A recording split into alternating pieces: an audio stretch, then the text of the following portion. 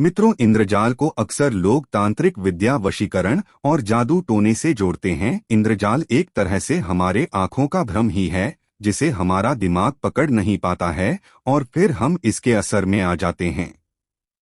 आज के इस वीडियो में हम आपको इसी के बारे में बताएंगे, तो इस वीडियो को अंत तक जरूर देखें।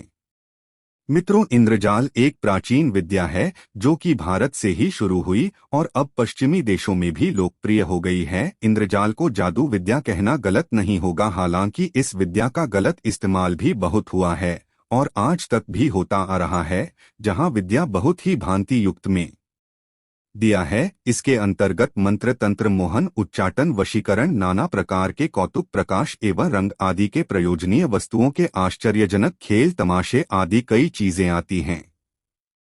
परंतु यह काला जादू के लिए ही सबसे ज्यादा प्रचलन में है। इंद्रजाल जो नाम से ही पता चल रहा है कि यह देवराज इंद्र से जुड़ा है। इंद्र को छल कपट या चकमा देने वाला माना जाता है, इसलिए इस विद्या का नाम इंद्रजाल पड़ा। कहा जाता है कि यह विद्या रावण, मेघनाद व अन्य राक्षस इस विद्या के ज्ञाता थे। इंद्रजीत तो इस विद्या के महाज्ञानी थे, क्योंकि वह युद्ध क्षेत्र में भी बादलों में छिपकर प्रहार करते थे। इंद्रजीत ने यह विद्या महाद्वीप से सीखा था। इंद्रजीत को यह विद्या बहुत कठिन परिश्रम करने के पश्चात ही प्राप्त हो सका। मित्रों, यह एक भ्रम विद्या है। इस विद्या से किसी को भी भ्रम जाल में फंसाया जा सकता है और उन्हें अपनी इच्छा अनुसार नचाया जा सकता है। जो इस विद्या का अभ्यास करते हैं उन्हें जाली कहते हैं।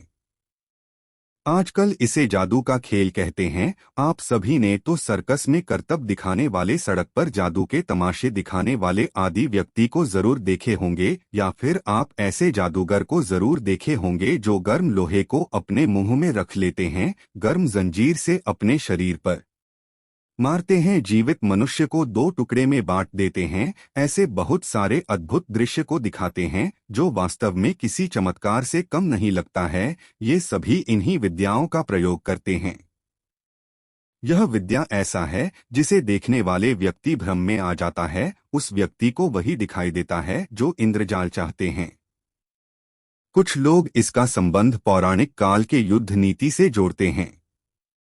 इसके अंतर्गत कोई राजा अपने दुश्मन को भ्रम में डालने के लिए इसका प्रयोग करते थे।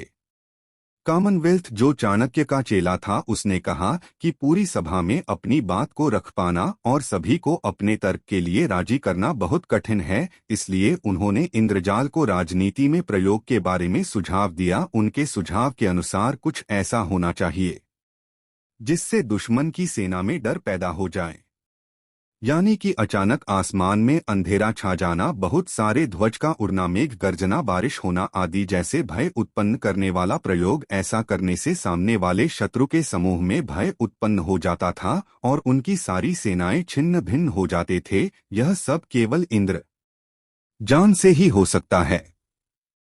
असल में इंद्रजाल वह है जिस पर हमारी आंखें, दिल और दिमाग विश्वास करने के लिए राजी न हो। अक्सर हमें लगता है कि यह हमारी आंखों का धोखा है, परंतु यह दिमाग की चतुराई से होता है।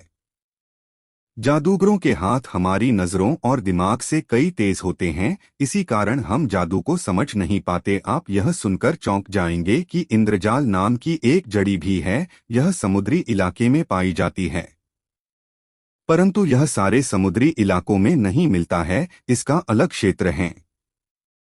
माना जाता है कि यदि इसे साफ कपड़े में लपेटकर पूजा घर या मंदिर में रखे तो अनेक प्रकार के लाभ होते हैं। इस जड़ी के बारे में यह भी कहा जाता है कि यह किसी भी टोने टोटके को बेअसर कर सकती है। इंद्रजाल की महिमा डामर तंत्र, विश्वसार, रावण संहिता आदि ग्रंथों में बताई गई।